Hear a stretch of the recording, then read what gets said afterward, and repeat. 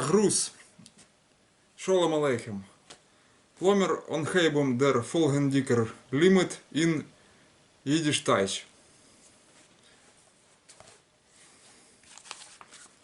В общем, приступаем к следующему уроку по изучению языка идиш. Я говорил по этой книге, что после изучения алфавита здесь даны вот последняя буква, вот напоминаю, да, вот шин, вот, и идет сразу вот страница, это может быть выключить, вот так лучше, вот последняя буква, идет сразу страница с изучением числительных. Что они здесь написали? Ломер цейлен але инейнем фун эйнс bis 20. Это давайте посчитаем все вместе от единицы, от 1 до 20. Значит, ну и вот картинки.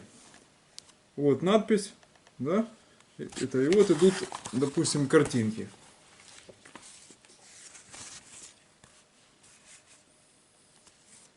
Вот они. Значит, можно было бы перепрыгнуть сюда, вот, без проблем. Но дальше, чем дальше в лес, тем здесь больше дров. Вы понимаете? Я уже оговаривал, что здесь идет обучение, так как если бы вы находились в среде идиш-шпрахов, идиш-говорящих, значит, и преподаватель вам кое-что напомнил на письме. Вот так вот. А вы уже все это языком, бла-бла-бла, уже в 7 лет вам, там вы первоклассник, потому что это учебник для 1 класса, АЛФБС. Значит, вы уже, то есть, речь у вас натренирована. Вы в среде в этой находитесь, идиш говорящих. Вот это так вот написано. Нам это не подходит. Поэтому, прежде чем приступать после алфавита к тому, куда перепрыгнули они, на числительные, и погнали уже готовое предложение, я вам должен дать хотя бы какой-то кондоминиум, чтобы вы не испугались, откуда все здесь берется. Потому что это будет, вот да, буду костылять, это будет сахнут номер 2, короче говоря, где вот это вот прыжки по континентам, галопом по Европам. То есть такое, лишь бы птичку поставить, что и там, допустим, Иванов, Петров, Сидоров ходил, присутствовал, прослушал курс, понимаете, это не надо, Иванова надо научить. Вот мы сейчас с этой колокольни все и подходим. Это или там кто едет там. Вассермана, какая разница. Вот. Теперь непосредственно к делу. Значит, поэтому будут даны 3, может быть 4 урока. Я посмотрю, какое там грузилово будет. Надеюсь, дети это не будут смотреть, потому что я себе тут позволяю всякие выражения местные, идиоматические. Вот, блатной сленг там и прочее. Но это идиш, кстати, тоже включает. Вся блатная Одесса построена на идиш фразах. Вот. Короче, ну не в этом дело. Значит, будет 4 урока, и потом мы пойдем по этому букварю, я надеюсь. Вот. Потому что надо как-то это все выровнять, прежде чем вот это вот подсовывать. Вот так бы я сказал. Короче, значит, начинаем. Онхейбом. Что вам надо знать? Значит, я дам по пунктам это дело. Анимаций, понятно, никаких не будет компьютерных, потому что это как бы идиш. Вот. И здесь мне никто не платит, я уже говорил об этом. Но это лучше дать попроще, понимаете, вот попроще. Значит, поэтому у меня здесь будет в этом уроке 8 пунктов. Блокнот я подглядываю, чтобы не думали, что я там что-то такое космическое за это самое затеял. Вот.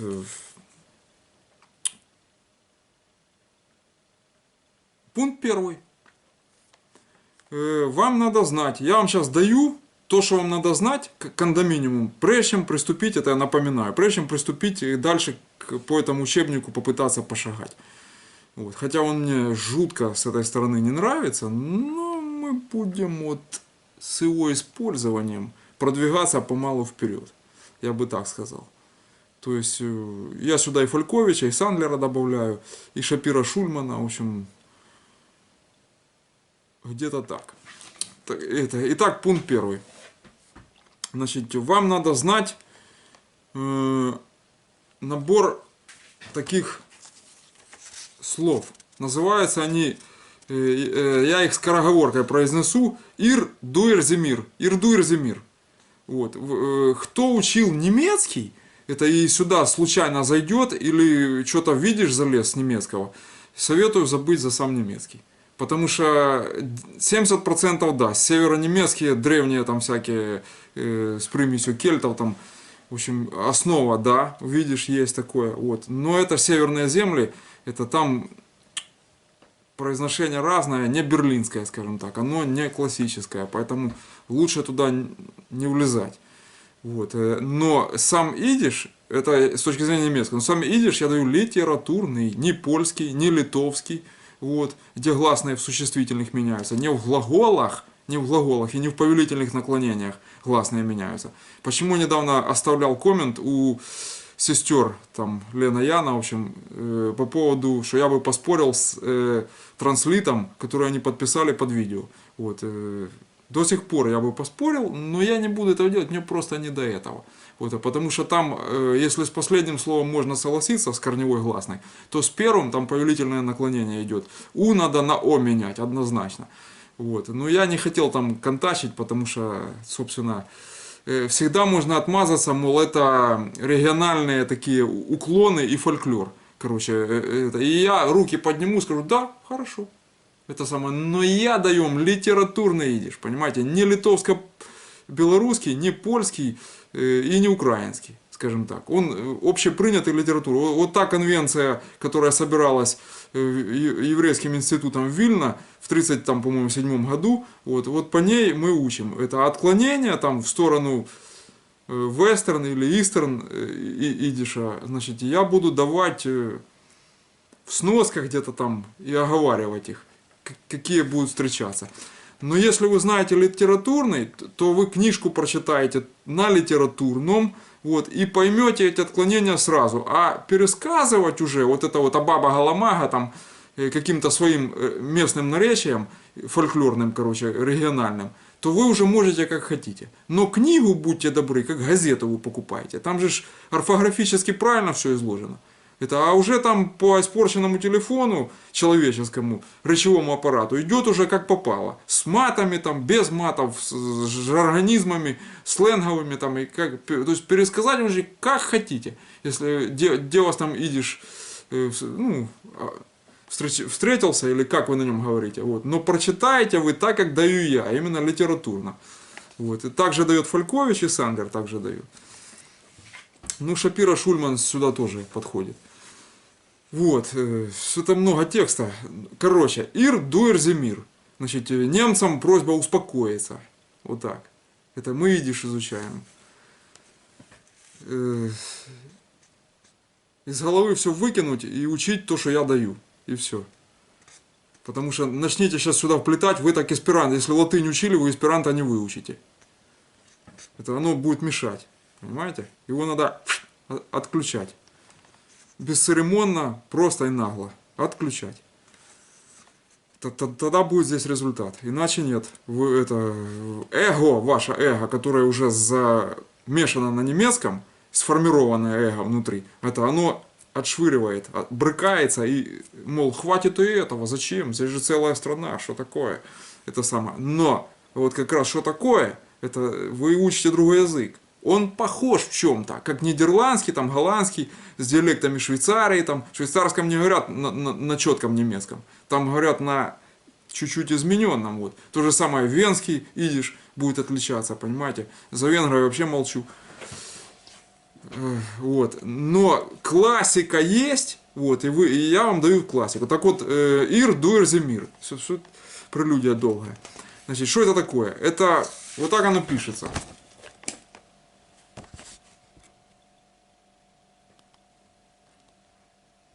Вот, это пункт первый. Я напомню, 8 пунктов будет. Вот. Так, значит, оно пишется. Срисовали вы, да? Значит, это... Вам надо знать, что это переводится как ир, это вы, множественное число. Дальше, ду, это ты, р, это он, зи, она и мир, мы. То есть, вот это вам надо, чтобы уже в голове у вас это уже отложилось. Чтобы мы не возвращались к этому это будет встречаться постоянно. Лица, там, второе лицо, там, вот, единственное число, множественное число, но это будет встречаться постоянно. То есть ир, дуир, зимир, это скороговорка такая. Вот, это, еще раз напоминаю, вы множественное, ты, он, она, мы множественное. Вот, то есть это был первый пункт. Значит, с этим разобрались. Дальше, есть такая буква, я вам, по-моему, говорил о ней или не говорил. Если не говорил, значит исправляюсь. Если говорил, значит дополняю. Вот, называется мы лупим вов. Вот, она образована, вот она.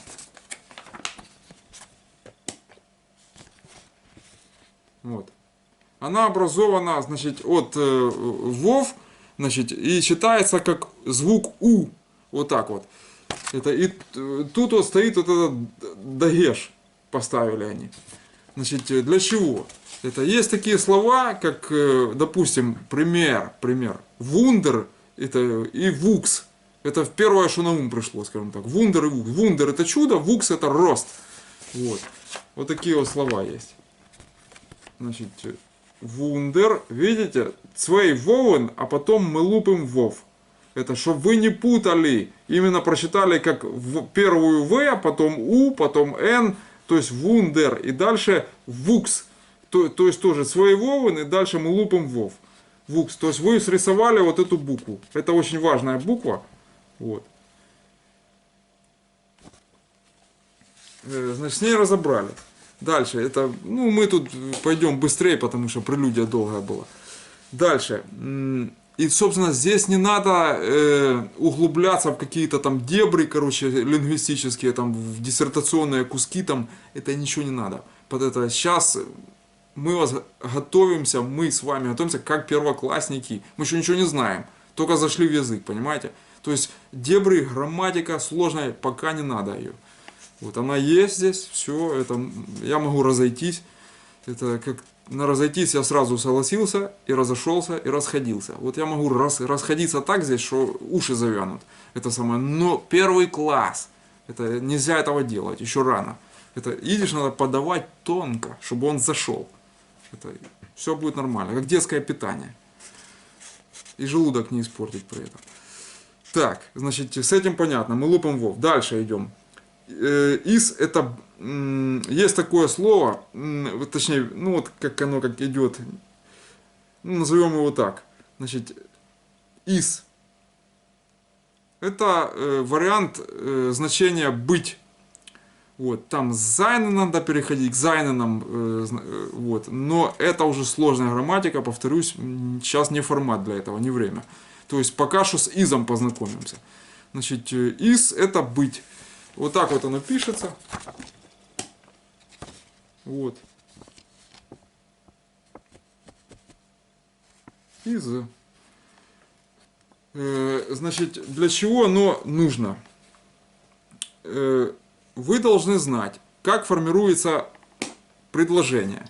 То есть, вот, допустим, простецкое, самое детское предложение, которое там уже шмалят, шпигуют их просто в линейку, невзирая ни на что. Вы еще не знаете ничего, они уже вам фигачат эти предложения. Это так не обучают. Так не обучают.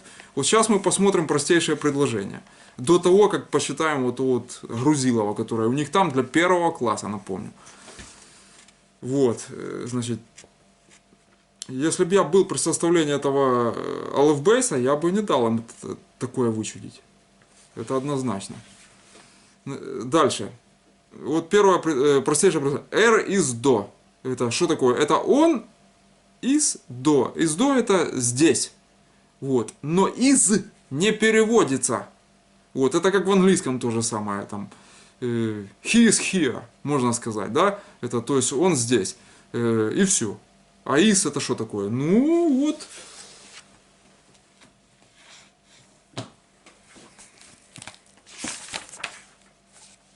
Глагольная форма, короче говоря. Я тут уточняю, потому что всего в голове не удержишь. Вот. Это и есть глагол, допустим, настоящего времени, форма настоящего времени от глагола sein. Вот это слово из. в настоящем времени он опускается, но в формах прошедшего и будущего времени при переводе переводится. Вот это здесь надо сказать. Значит, вот. В связи с этим есть еще одно предложение сюда же. Р из А Херепашник. Ну, вы должны знать, вот сразу я скажу, чтобы ты не мудрый, ты пальцем покажи. Херепашник это труженик, чтобы не умничать. Это все разжевываю, перевожу и в рот укладываю. Значит, так вот, Р из До это он здесь, а Р из А Херепашник, Херепашник это он труженик. То есть пишется это вот так вот.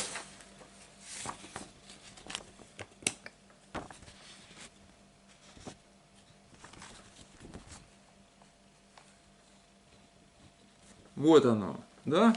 Р из До, да? Р из А Хрипашник. К А мы вернемся. Это, в общем, раздел неопределенные артикли. Он у нас будет в этом уроке, но мы до него дойдем. Сейчас не время. Просто сейчас запомните, что такое из. Это от зайна, значит, зайн это сложная грамматика. Значит, мы до нее дойдем постепенно, я надеюсь. Если у меня пока ни одного комментария не поступило, как-то поддерживающего желание изучать идиш. Это, то есть у меня на 50% снижается активность, опускаются руки, не хочется делать эти видео вообще. Поскольку это никому не надо. Вот. Но тем не менее, я, в общем-то, я просто хочу показать, даже с этой колокольни, если рассмотреть, насколько несовершенен вот этот Aleph Base. Ну как можно было... Ой. Ладно. То есть, если учиться, то учиться ж по-нормальному. В общем, с изом понятно. Это быть, все, разобрались, значит, туда-сюда. Так, как тут... В общем, понятно. Дальше. Значит, вы его срисовали, зафиксировали. Что есть такая форма и как формируется простейшее предложение. Вот. R из до это он здесь, R из А Херепашник это он труженик. Дальше. Есть такая, хотел сказать шняга, ну в общем штуковина такая есть. Как я сказал, что видишь, там 4, кто-то 5 говорит, в общем всего лишь там мало падежей. Вот. И один из них является притяжательным. Притяжательный падеж, кто русский язык забыл, там уроки, там школу, короче, и т.д. и т.п. В общем, понятно, что люди в возрасте. Вот, и я сам многое забываю. Вот. Но тем не менее, если напоминать, то это вопросы такие, как чей, чья, чье, чьи. Вот это есть притяжательный падеж. Значит, в идиш, как он формируется? Ему соответствуют в существительных, добавляются окончания, значит, с и с просто. Вот такие окончания добавляются. На каких примерах это можно продемонстрировать? Значит, вот есть такие предложения, вы уже их бояться не должны, потому что это уже не алфавит. Здесь уже начинаются мини-сложные вещи, такие как предложения. Вот. Поэтому привыкаем к предложениям. Значит, вот, допустим, произведения или труды Маркиша. Есть такое имя Маркиш, да? Вот. Так вот, труды или произведения Маркиша, ну, к примеру, будет Маркишес Верк. Ну, Верк, понятно, это произведение. Так вот, Маркиш это имя, а Маркишес это Маркиша, чьи. Понимаете? Вот это вот вам надо запомнить. Дальше я пример привожу. Значит, Викторс Зун это сын чей? Виктора. Вот. И вот тут, значит, интересно, Der Mumes Schwester. Это уже как бы Der Mumes. Вы перед Виктором не поставите определенный артикль, потому что это имя. Вот. А тут именно тетина сестра. Der Mumes Schwester. Вот. И тут хитро получается. Тут вплетается к притяжательному еще и родительный падеж на переводе. Значит, можно, вот как, допустим, сказать.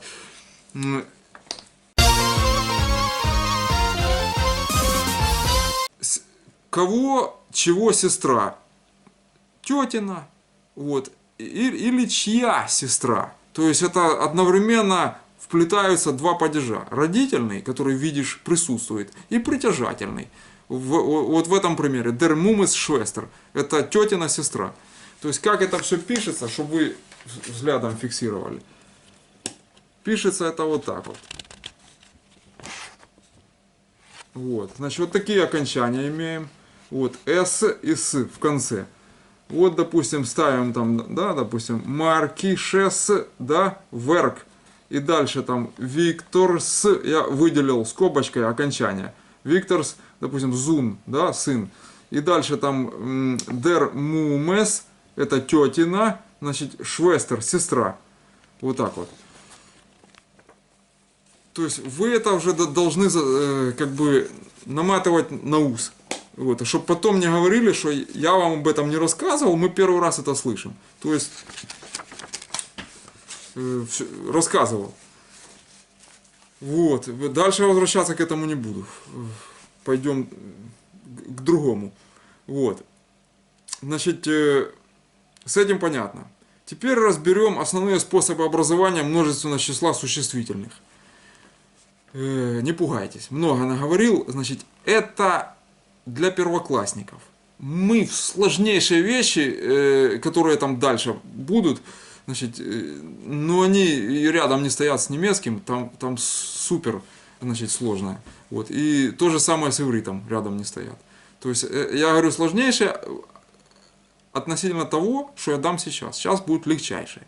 Вот. То есть, основные способы образования множественного числа существительных. Вот. Разберем первый способ. Называется он добавлением суффикса. Вы уже с ним знакомы. Я давал словарные суффиксы к словам алифбейса, вот, для образования множественного числа. И менял, значит, определенный артикль на «ди». Вы это уже знаете. Вот. Значит, теперь пойдут примеры. Значит, первый пример, напомню, у нас образование множественного числа у существительных добавлением суффикса. То есть это стандартный, который вы уже знаете. Вот. Какие здесь могут быть примеры? Вот, допустим, dos lid и die lieder. Вот. Корень не меняется. Как был песня, лид это песня. Dos это, вы сразу знаете, что это захлых. Это оно. То есть песня у них оно. Не она, а оно. Я говорил, что в идиш, как сказать, средний род, вот рода не совпадают. Бывает такое. Козлен, ко, помните, вот я примеры, да? Вот. Дос сигала, значит, дос лид, ди лидер, значит, это дос лид это песня, и ди лидер это песни. То есть корень не меняется, лидер, окончание р добавляется. То есть вам это знакомо уже должно быть. Дер тате. Так, тут ошибка укралась. На ходу меняю.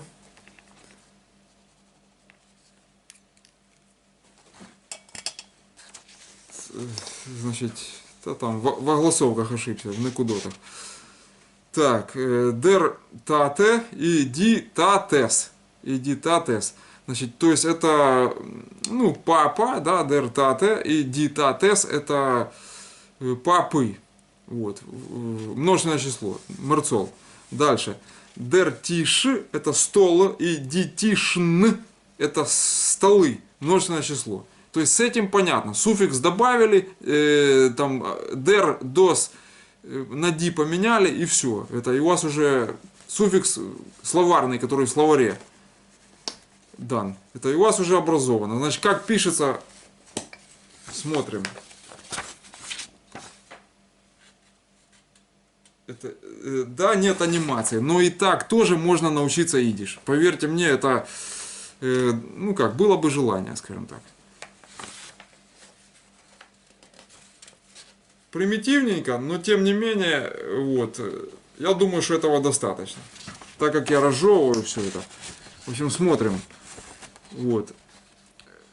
Суффикс меняется. Значит, да, это ди, лидер. Видим, да, ди там, что у нас там, татес и ди тишин. Детишин. То есть вот был тиш, вот, шин в конце, и суффикс добавили, значит, добавили r здесь. Лидер. А лид это песня, да, дос лид. Ну, песня. Вот, то есть это первый способ образования. Дальше. Значит, у нас способ образования изменением корня. Тут вам надо приготовиться, потому что тут уже начинаются такие штучки хитрые, трикс, вот, которые надо знать. Вот. Но не падайте в обморок, в немецком все сложнее и в иврите еще сложнее. Я вас просто успокаиваю. Это всего лишь надо выучить и все. И свыкнуться с тем, что это тут есть. Вот так. То есть существительные из единственное во множественное число могут образовываться изменением корневой гласной. Вот. Вот так вот. На каких примерах это можно показать? Der Sohn, die Sinn. Вот. Это простейший пример. Я мог бы здесь больше примеров накидать, но пока что вам хватит этого для первого класса. Понимаете, бо это уже сохнуть начнется.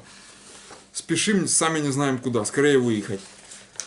Вот. А там, что будет, то будет. Значит, смотрим еще один пример. Вот. Значит, der Sohn, die Sinn.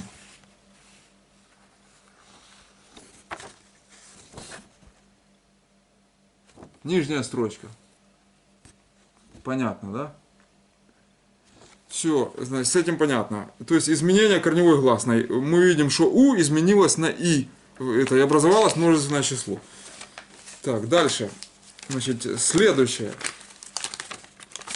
Значит, изменение корня и добавление суффикса. То есть два варианта. И корень, и суффикс меняется. То есть это комбинация двух предыдущих. Вот. Где это можно встретить? Вот, допустим, der Sod и die Seder. Это что такое? Der Sod это сад, вот, а die Seder это сады. Вот. То есть и корень, корневая гласная поменялась, и окончание добавилось. Дальше der Ort и die Erter. Значит, Ort это что такое? Eruig Ort. Что-то там песня была. Тихое, спокойное местечко. Это местечко переводится. Место, местечко, вот такое. Der Ort, die Erter. То есть место и Erter, местечки, места. Это множественное число, die. То есть прочитать это можно вот так вот. Две нижние читаете. Вот. Значит, смотрим. Сод, орт, да, ди, седер, то есть и корневая гласная изменилась О на и Р в конце добавилось. Дальше орт, дальше и ди, эр, тер. То есть, видите, было О в начале, на айн изменилось, вот, и дальше это айн, рейш добавилось в конце. Вот. Идем дальше. Значит, что у нас получается? Еще один способ. Множественное число, он самый простецкий. Попросту совпадает с единственным. Это вот die Schwester. Я вам говорил, это первое, что на ум пришло. Да? Значит, die Schwester будет и единственное, и множественное. Как отличить? Смотреть по тексту.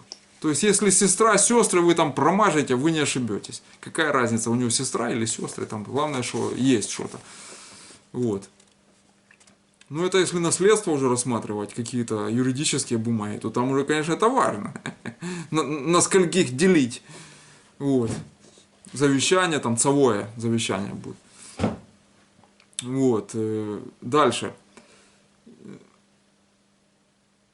Да, вот есть такое спорное слово тоже, оно вот в фольклоре часто встречается, там, кого вы читать будете или с кем столкнетесь, это Штерн. Ну, фамилия есть такая, Штерн, да, что оно означает? Сразу, ну, это мы знаем, это звезда, а вот это еще и лоб, понимаете?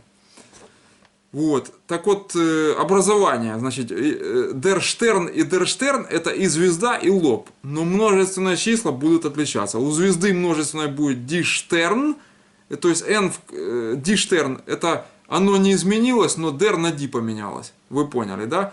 А у лба будет ди штернс.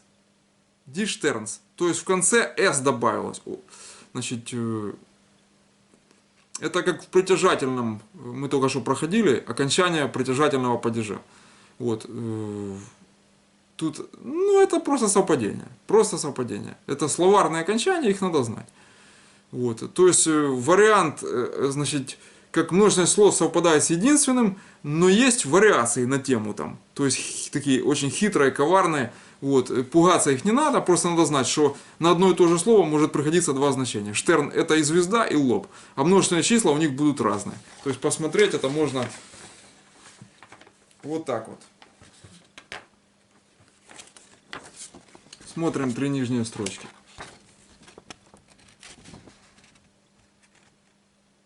То есть вот эту гэшку, вот эту скобку смотрим. Три нижние. Швестер, дишвестер, все там понятно. Значит, и там смотрим дер штерн, да, ди штерн. Не меняется, это звезда, звезды. И дальше дер штерн и ди штернс, это лбы. Вот так вот. Дальше, значит, следующий пункт у нас, вам надо знать, я вам говорил уже, тогда сказал, забегая вперед. Вот сейчас вам я напомню здесь, чтобы вы не говорили, что мы это не проходили. Тили-тили тролливали, это мы не проходили, это нам не задавали. Не отмажетесь. Вот, пункт такой будет. Возвращаемся. БН, это, значит, base nun, да, и pay nun. Это в конце слова, значит, они считаются как БМ и ПМ. То есть я просто это напоминаю. Там клайбум, да, это что такое? Собирать, да. Если, вот я сейчас шрайбум тоже писать. Это, ну, сами посмотрите.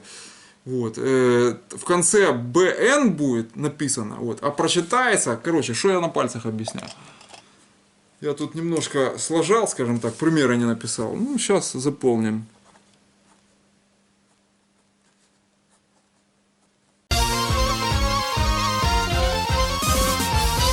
Значит, примеры будут вот такие.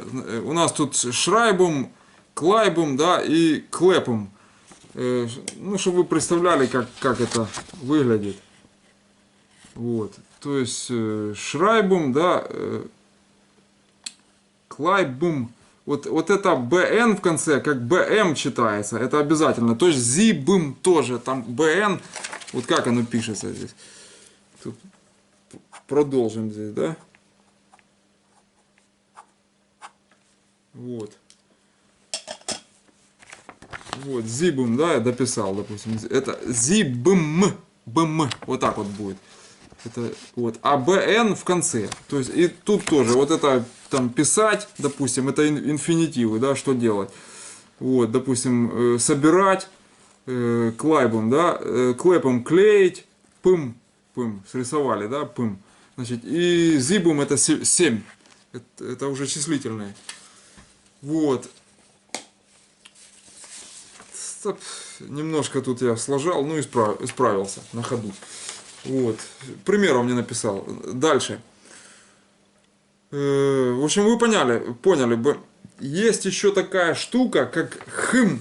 Вот на нее примеры я подзабыл, короче. Сейчас я не готов их вспоминать, вот. Но это уже сложная грамматика. Там примеры сложные, слова редкие. Вот. И читаются они там вперемешку с гебраизмами. В общем, это вам пока не надо, но вот это окончание вы тоже срисуйте. Понимаете? Это чисто на запоминание я даю. Вот это окончание. Вот. Если с этими понятно, что делать. Вот. Как пишется, да, и как читается. Дальше есть такая штука, как немая алеф. Это надо тоже рассмотреть в контексте алфавита. Значит, немая алеф. Значит, вот, допустим, как пишется ин, да, и ун. Вы это должны знать, потому что это два распространенных словечка, которые вам будут встречаться, и там предлоги, не предлоги, в общем, в тексте полно их будет. Вот. Немая алеф у нас пишется, но не произносится. Вот. Она как бы Вот смотрите. Вот пример есть, да? Что у нас тут такое? Ун, да, и ин. Вот это и переводится, и, а это в.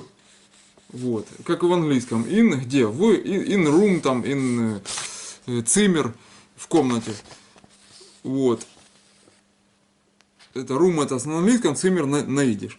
Значит, в общем, вот такой вариант. То есть вы поняли, что алеф немая в начале не произносится. Сразу следующая буква считается, которая после нее идет. У или и там. Вот. То есть есть такие варианты. И вот теперь мы возвращаемся к определенному артиклю, к неопределенному, вот, который ахер и пашник. Помните вот тот пример первый? Казалось бы,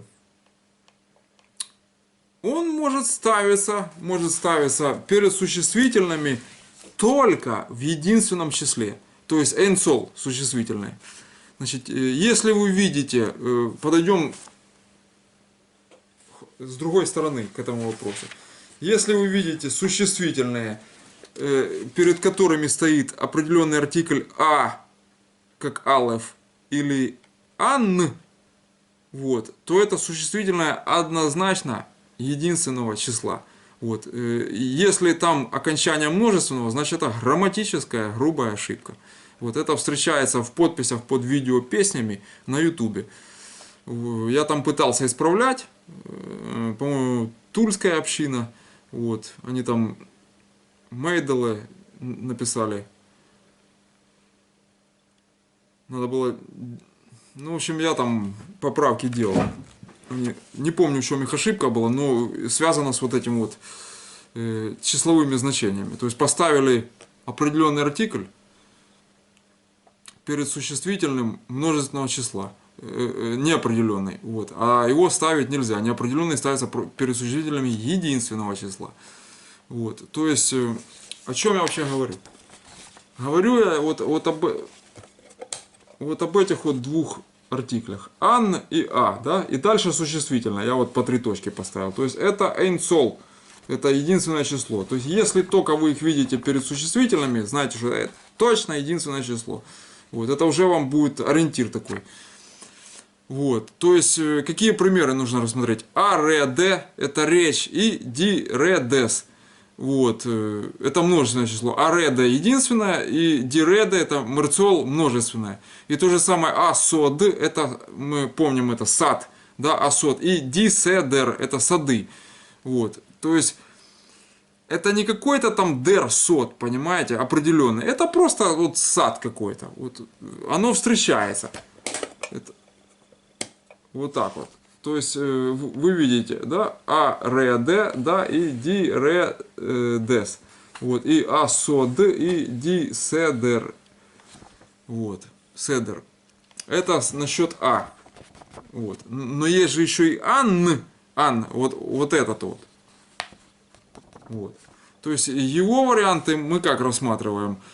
Он ставится существительное, когда начинается с гласной или дифтонга. Вот тогда. Значит, какие могут быть здесь примеры? Ну вот, допустим, an artist. Это артист, да?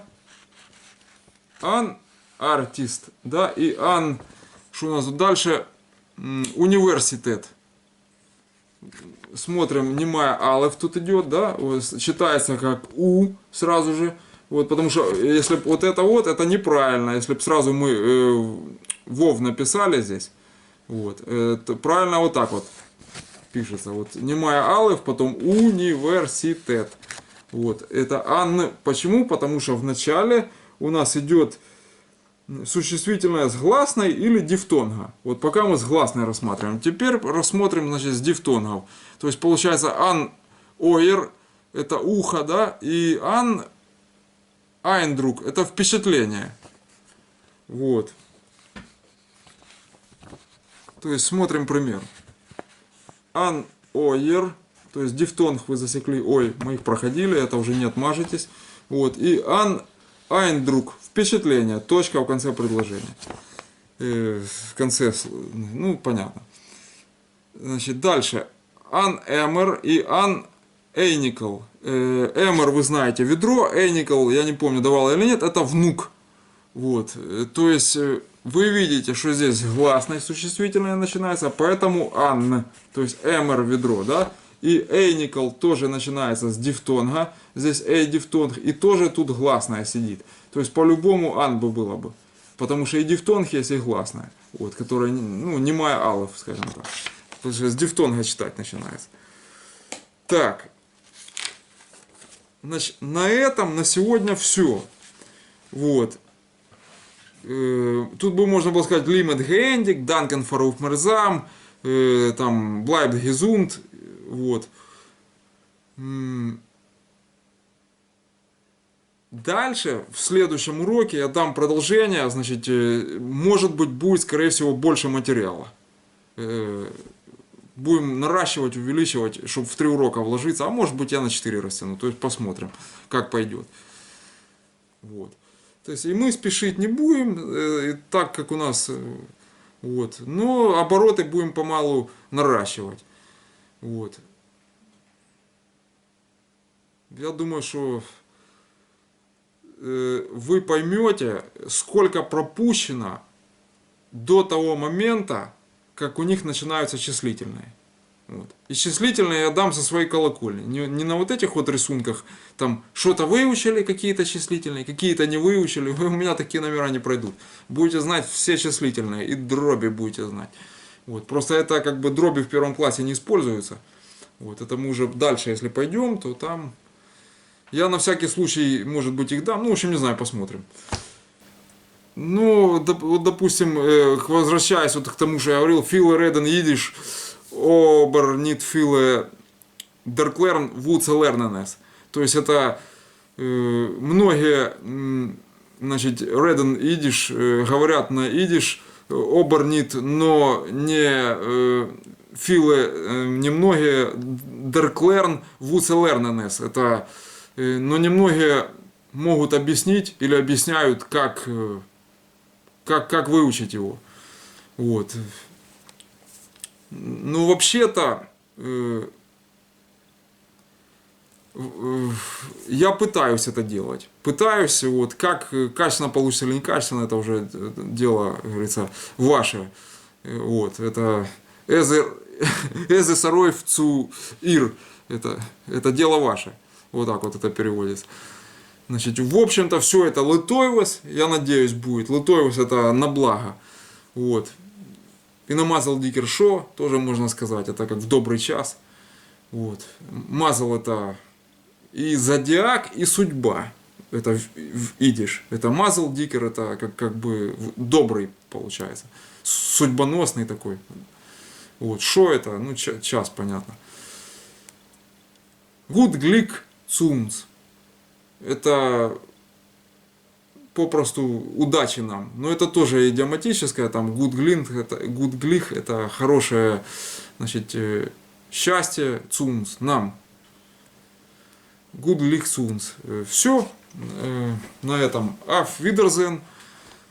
Bleibt gesund. Seid gesund. До встречи, до следующего урока.